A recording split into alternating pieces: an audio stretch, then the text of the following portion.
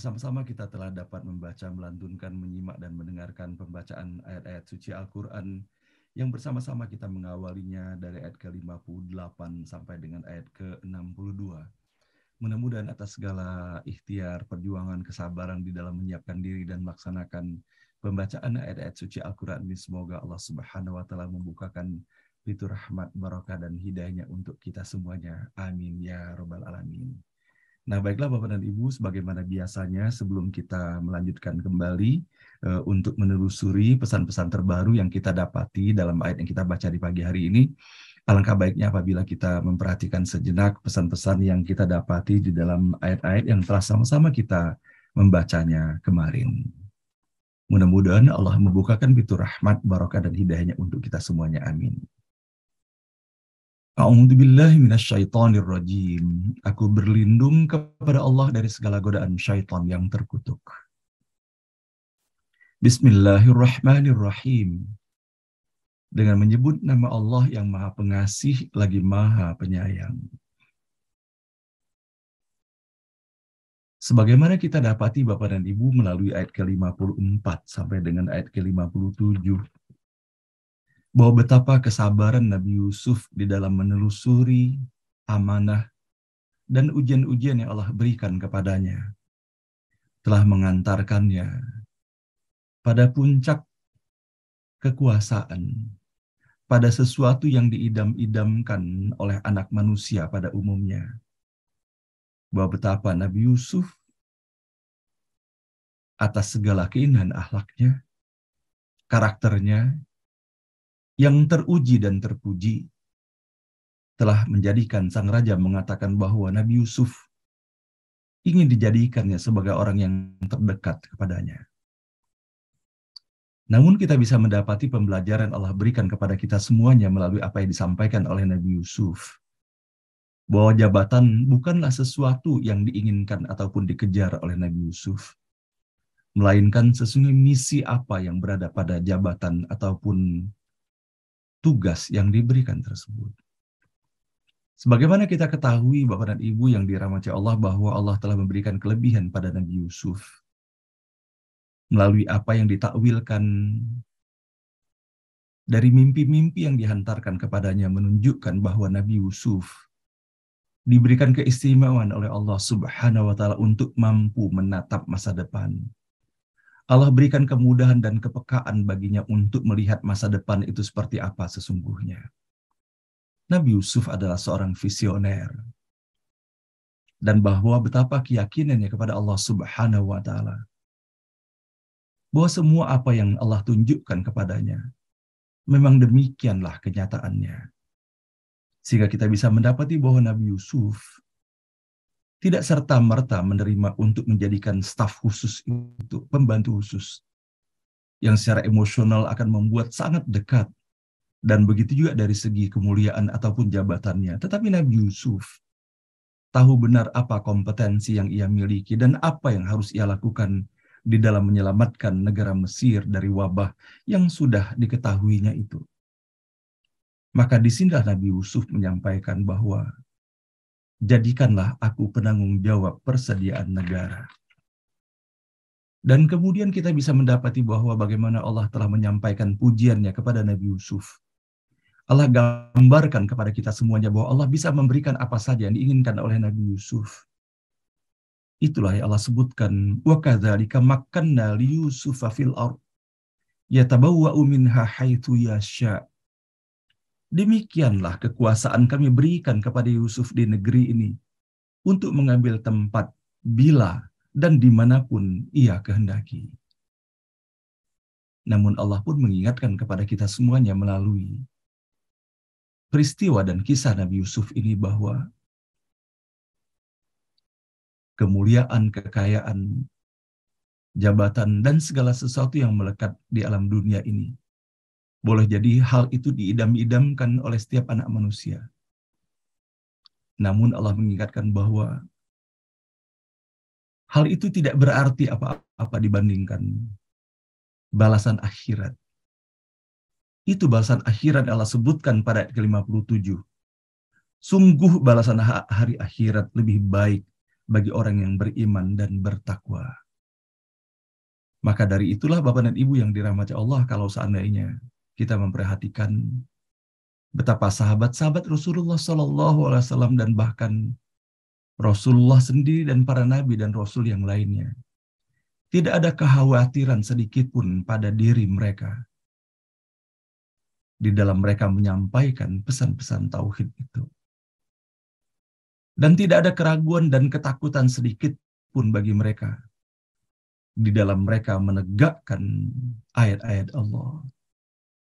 Itulah yang kita dapati, bahwa bagaimana dalam peristiwa perang Uhud, bagaimana mereka satu persatu membela Rasulullah SAW ketika Rasulullah berada dalam posisi terdesak itu.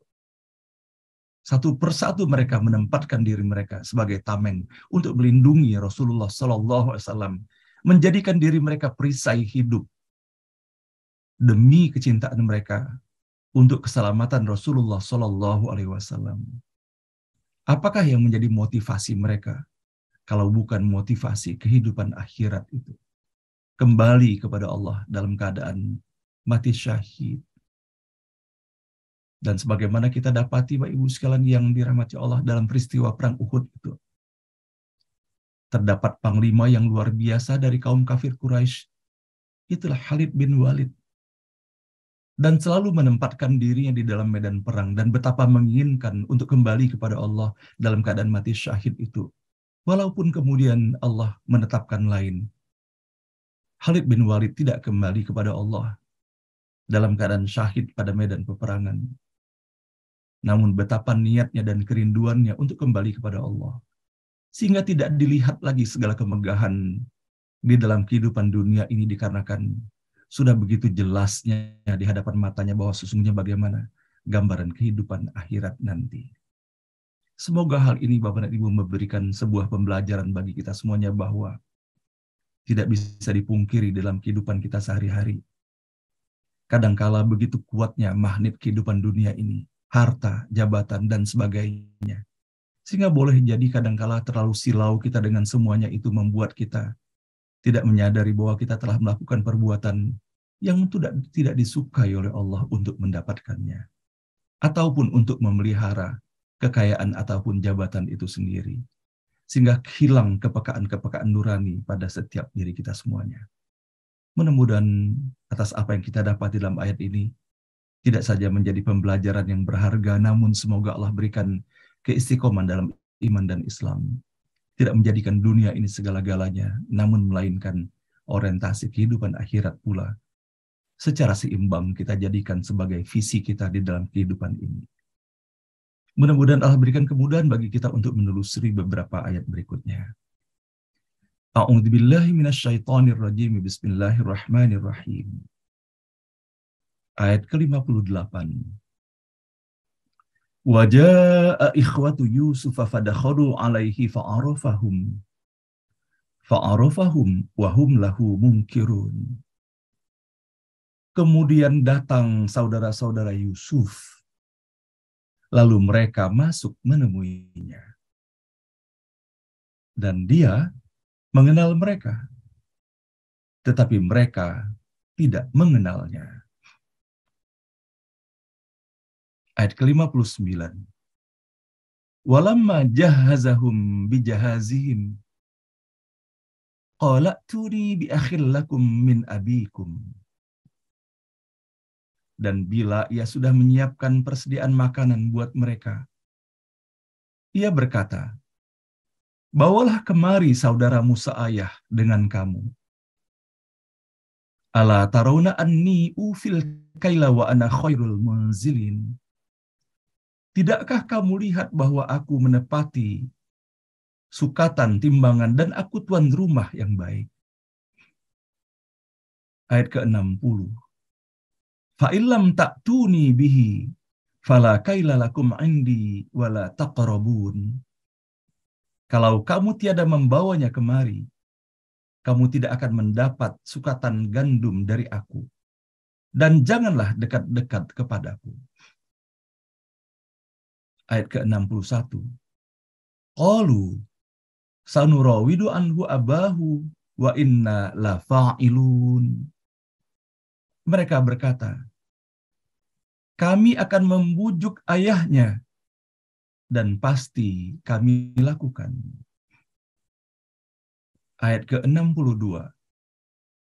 Wa qala li fityanihi ja'alu bidha'atahum fi rihalihim la'allahum ya'rifunaha idzan qalabu ila ahlihim la'allahum yarji'un. Dan Yusuf mengatakan kepada para pelayannya, masukkanlah barang-barang dagangan yang akan mereka pertukarkan mereka ke dalam kantung-kantung pelana mereka, supaya mengenalinya bila mereka sudah kembali kepada keluarga. Mudah-mudahan datang kembali. Shadaqallahul azim.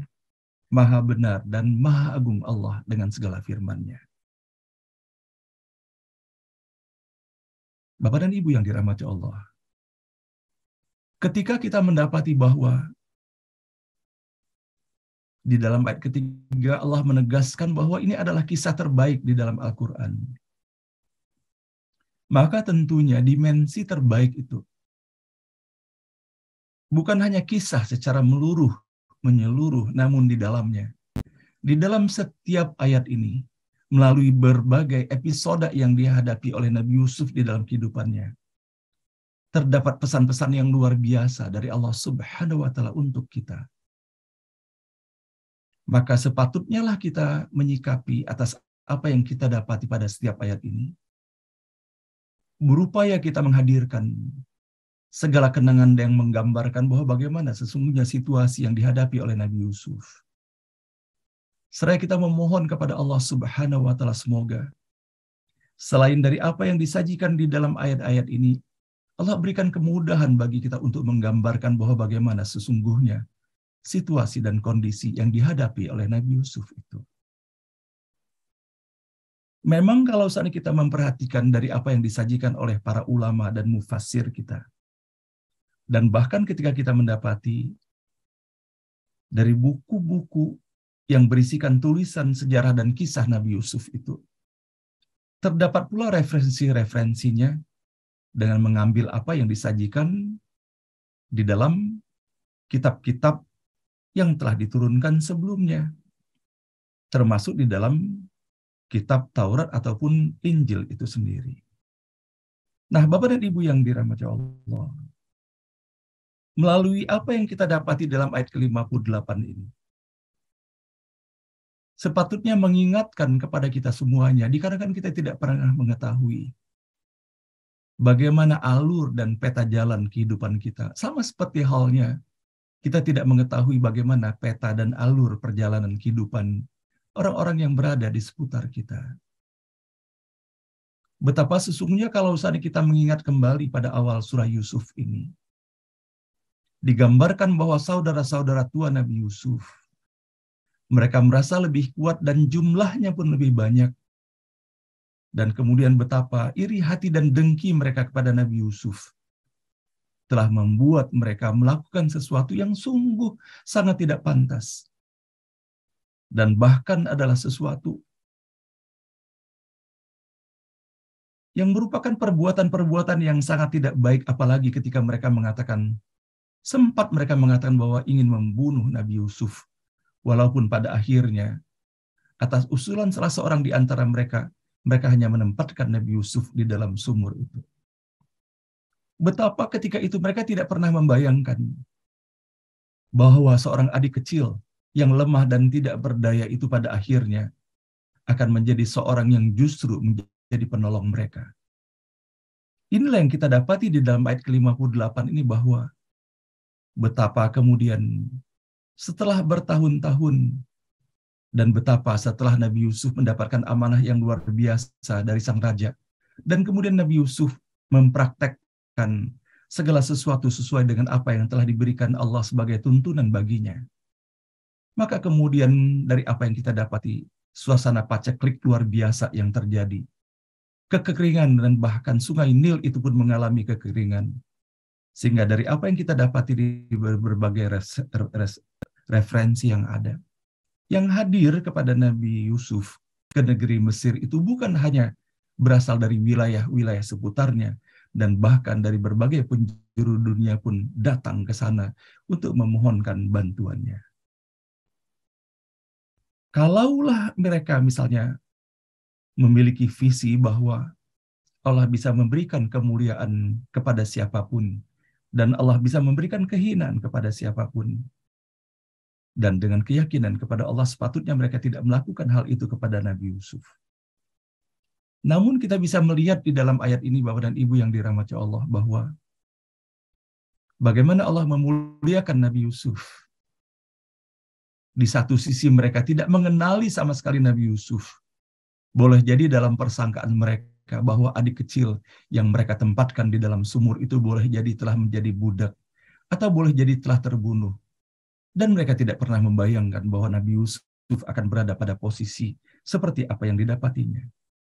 Namun bagaimana Allah Subhanahu wa taala memberikan kepada Nabi Yusuf fa'arafahum.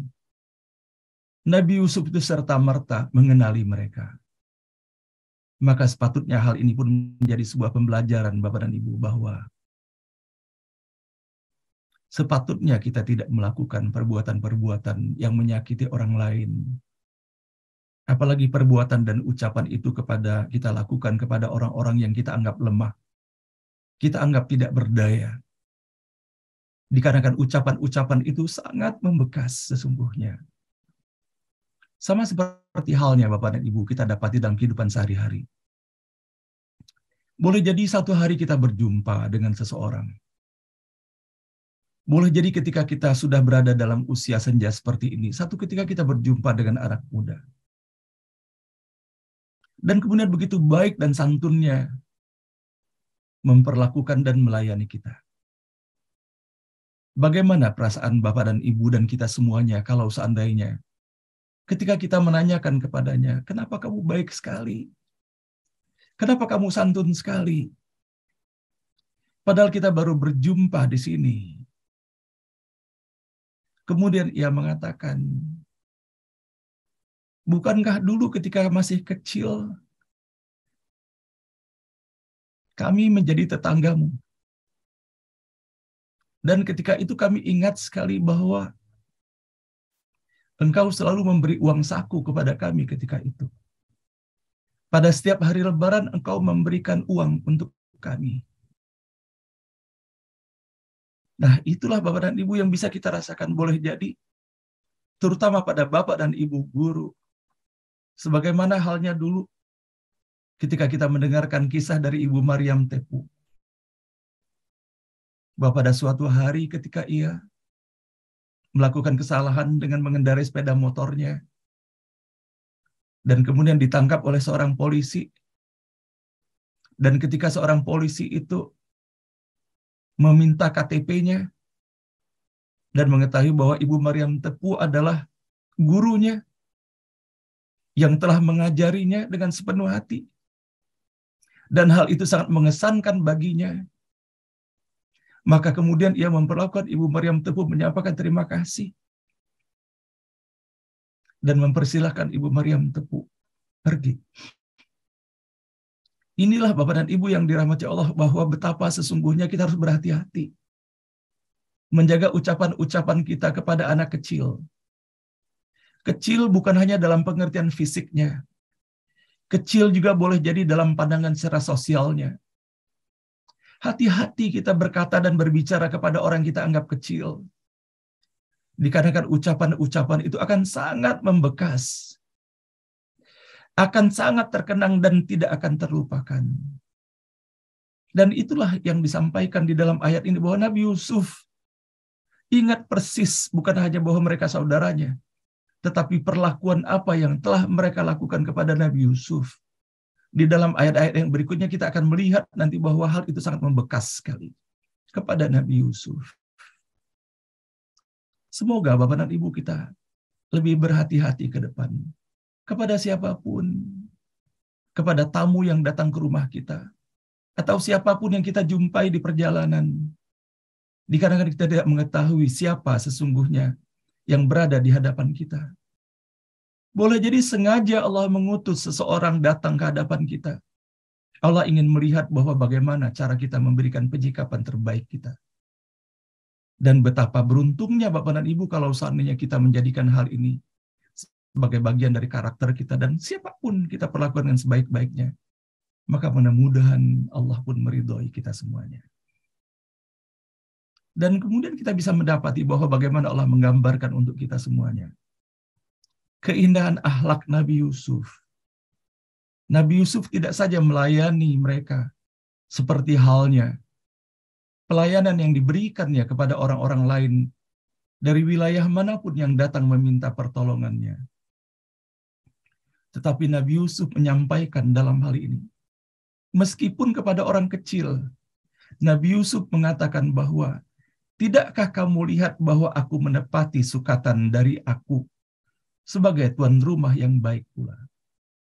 Sebagaimana kita dapati Bapak Ibu sekalian bahwa di dalam mendapatkan gandum itu terjadi pertukaran, namun tentunya gandum itu dijual dengan harga yang sangat murah sekali untuk memberikan pertolongan kepada orang yang membutuhkannya. Bahwa di sini Allah menyampaikan pesan melalui lisan Nabi Yusuf, pesan keadilan. Walaupun terhadap orang yang lemah sekalipun, walaupun sesungguhnya kalau seandainya pun Nabi Yusuf ingin memberi jumlah yang sedikit pun, mereka tidak akan pernah berani membantah, dikarenakan tidak ada alternatif lain bagi mereka selain mendapatkan suplai gandum itu daripada Nabi Yusuf. Namun Nabi Yusuf menerapkan nilai keadilan dalam hal ini. Dan kemudian kita bisa mendapati bahwa Nabi Yusuf menyampaikan bahwa dia adalah tuan rumah yang baik. Nah, inilah sesungguhnya Bapak dan Ibu yang dirahmati Allah. Semoga hal ini menjadi pembelajaran luar biasa bagi kita semuanya. Sebagaimana kita ingat dahulu ketika Rasulullah SAW menawarkan kepada sahabatnya, siapa yang ingin menjadi tuan rumah bagi seseorang yang datang dari jauh ketika itu. Dan betapa kemudian dengan segala keterbatasan yang dimilikinya, dan bahkan mengorbankan jatah makan untuk keluarganya hanya untuk menghormati tamunya. Dan sebetulnya itu adalah tamu Rasulullah SAW. Dan betapa kemudian hal ini menghadirkan kemuliaannya yang disampaikan oleh Rasulullah SAW kepadanya. Dan kemudian kita bisa mendapati bahwa bagaimana dari beberapa referensi yang ada termasuk di dalamnya, dari apa yang disajikan dalam tafsir Abdullah Yusuf Ali ini, bahwa Nabi Yusuf alaihissalam ditakdirkan bukan hanya sosok yang pribadi santun, namun memiliki kecerdasan pula yang luar biasa. Walaupun yang lebih mengemuka adalah kesantunan dan kelembutannya, namun Nabi Yusuf adalah seorang laki-laki yang sangat cakap, yang sangat piawai, memahami dan sangat cerdas pula. Maka bagaimana para ulama dan mufasir menjembatani sampai dengan kita mendapati ucapan yang disampaikan oleh Nabi Yusuf kepada saudara-saudaranya itu untuk membawa saudara sekandungnya. Maka tentunya tidak serta-merta Nabi Yusuf menyampaikan hal ini kalau tidak Nabi Yusuf mengajak mereka berbicara sesungguhnya. Nabi Yusuf sejak awal sudah tahu bahwa mereka itu adalah saudaranya. Namun bahwa bagaimana Nabi Yusuf menyembunyikan keberadaan dirinya dan menggali informasi sebanyak-banyaknya sampai dengan mendapati bahwa semuanya itu terlihat sangatlah natural adanya. Tidak akan mungkin Nabi Yusuf serta-merta menyampaikan kepada saudaranya dengan mengatakan, bawalah kemari saudaramu seayah dengan kamu. Kalau tidak, sebelum ini sudah ada dialog terlebih dahulu antara Nabi Yusuf dengan saudara-saudaranya itu. Dikorek informasi sedemikian rupa agar mereka tidak merasa aneh kenapa Nabi Yusuf meminta saudara mereka yang notabene adalah saudara sekandung Nabi Yusuf untuk dihadirkan kepada mereka. Nah, inilah Bapak dan Ibu yang dirahmati Allah. Bagaimana Nabi Yusuf dalam kesabarannya menggali informasi yang luar biasa. Dan betapa Nabi Yusuf pun, Bapak Ibu sekalian, kalau saatnya kita membayangkan situasi dan kondisi yang dihadapinya dengan meminta saudaranya. Nabi Yusuf adalah hamba Allah dan bahkan pilihan Allah yang sangat lembut hatinya, sangat halus budi pekertinya. Apakah mungkin Nabi Yusuf dalam etapa kehidupan yang dijalannya lupa kepada ayahnya? Tidak akan mungkin Nabi Yusuf lupa kepada ayahnya yang begitu baik kepadanya.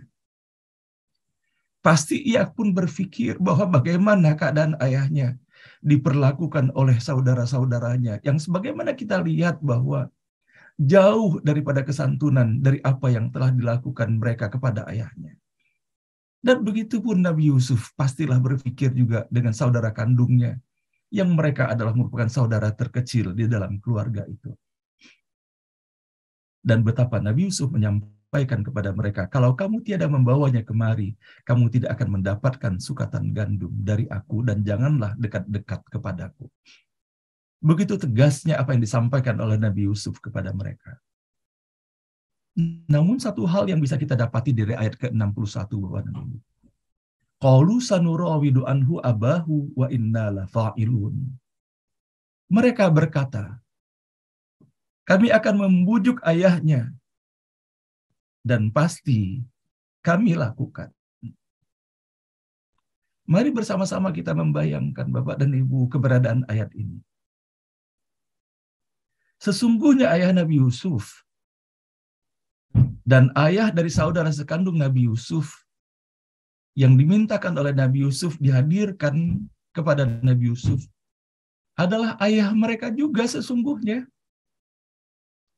Namun melalui apa yang digambarkan di dalam ayat ini, bagaimana sesungguhnya kualitas hubungan dan penghormatan mereka terhadap ayahandanya. Ketika mereka mengatakan, kami akan membujuk ayahnya. Bukankah kalau seandainya dalam kondisi yang normal, kalau seandainya kondisi yang menggambarkan kedekatan hubungan, mestinya disampaikan, kami akan membujuk ayah kami, dan pasti kami akan melakukannya. Namun ini yang dikatakannya, kami akan membujuk ayahnya, sehingga seakan-akan bahwa ayahnya adalah sesuatu yang berada pada pihak lainnya, bukan pada pihaknya yang sepatutnya ia mengatakan kami di dalam ayat ini. Nah, Bapak dan Ibu yang dirahmati Allah, inilah yang sepatutnya juga menjadi sebuah pembelajaran bagi kita semuanya. Bahwa boleh jadi kita memiliki beberapa anak, namun tentunya kita tidak bisa berharap sama antara satu anak dengan anak yang lainnya. Jadi kalau saatnya kita pun mendapati perbedaan-perbedaan cara penyikapan dan perlakuan kepada orang tua, maka tidak perlulah merasa berkecil hati Bapak dan Ibu, dikarenakan sesungguhnya dalam kisah perjalanan Nabi Yusuf ini pun menggambarkan bahwa bagaimana putra-putra Nabi Yakub alaihissalam sangat berbeda sikap antara satu dengan yang lainnya.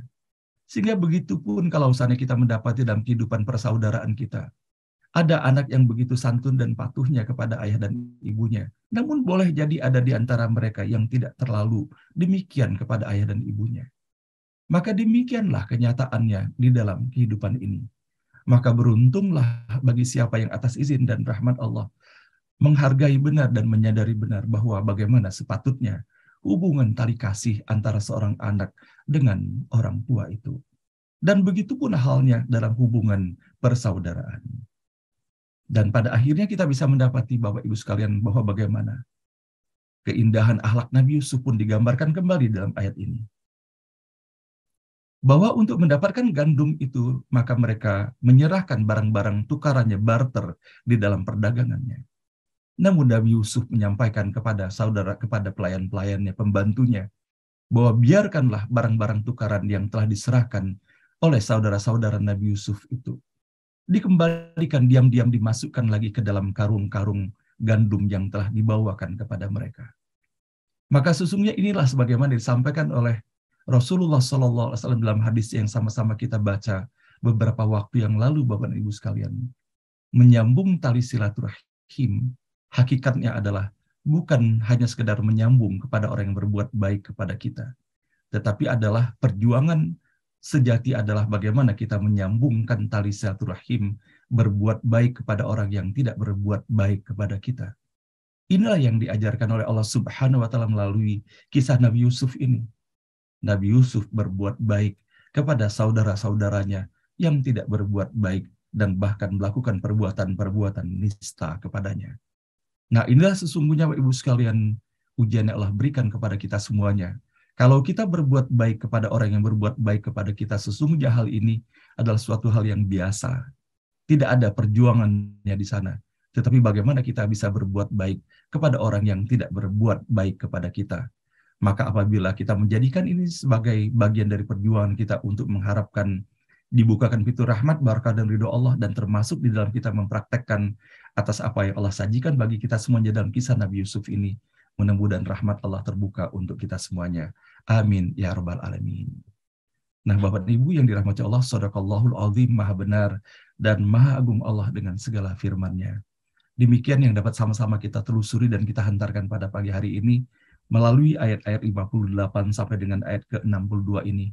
Betapa Bapak dan Ibu yang dirahmati Allah, kalau saja kita memperhatikan benar, ternyata pada setiap ayat ini terdapat pesan-pesan dan pembelajaran yang luar biasa bagi kita semuanya. Sehingga semoga kita diberikan kesabaran oleh Allah, walaupun hanya satu ayat, dua ayat kita telusuri. Semoga hal ini menjadi bagian dan cara kita memohon kepada Allah, semoga Allah bukakan pintu ampunan dan taubat bagi kita semuanya, sehingga Allah hapuskan, Allah gugurkan segala dosa dan kesalahan kita. Dan sebagai bagian dan cara kita pula memohon kepada Allah, semoga sebagai bekal kita, sebagai petunjuk lentera penerang jalan di dalam kita menelusuri perjalanan kehidupan kita ke depan ini, semoga Allah berikan pula kemudahan bagi kita untuk mendapati pesan-pesan terbaik, pesan-pesan indah dalam setiap huruf, kata, dan ayat yang kita baca setiap pagi ini.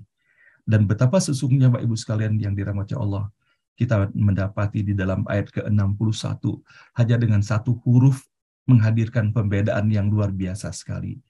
Antara abahu, yaitu ayahnya, dengan abana, ayah kita, ayah kami, itu menghadirkan sebuah perbedaan pemahaman dan pengertian dan pesan yang luar biasa bagi kita semuanya.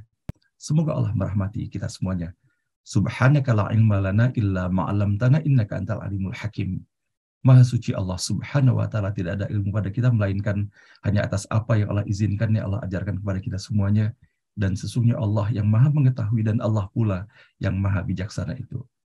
Mohon maaf lahir dan batin Bapak Ibu sekalian, dan kepada Bapak dan Ibu yang akan segera meninggalkan forum ini untuk melaksanakan tugas dan amanah yang diberikan kepadanya, mari bersama-sama sepenuh hati kita hantarkan dengan doa semoga Bapak dan Ibu senantiasa dalam lindungan, rahmat, barakah, dan ridha Allah Subhanahu wa ta'ala, dan dijauhkan dari wabah dan musibah, dan semoga apa yang dikerjakan dapat terlaksana dengan sebaik-baiknya. Dan kepada Bapak dan Ibu yang